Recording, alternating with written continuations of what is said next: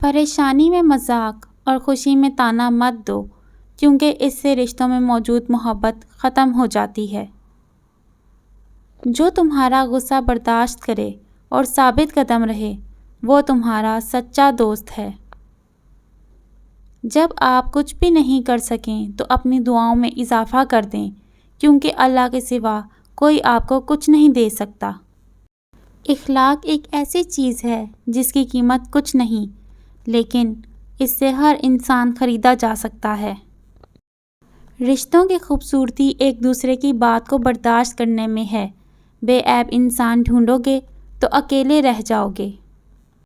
انسان کا بہترین ساتھی اس کی صحت ہے۔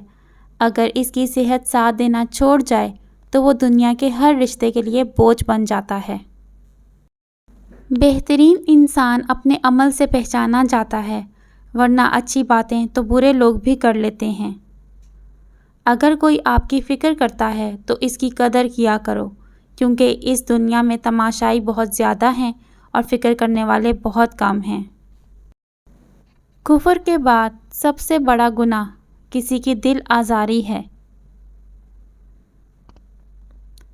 صرف دو لوگ مقدر والے ہوتے ہیں، ایک وہ جن کو سچا دوست ملتا ہے اور دوسرے وہ جن کے ساتھ ماں کی دعائیں ہوتی ہیں۔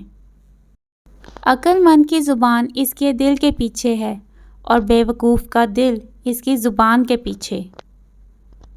جس سے محبت کی جائے اس سے مقابلہ نہیں کیا جاتا۔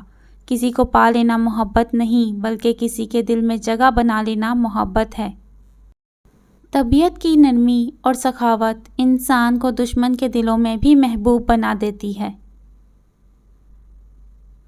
تین انسان تین چیزوں سے ہمیشہ محروم رہیں گے: غصے والا صحیح فیصلے سے، جھوٹا عزت سے، اور جلد باز کامیابی سے۔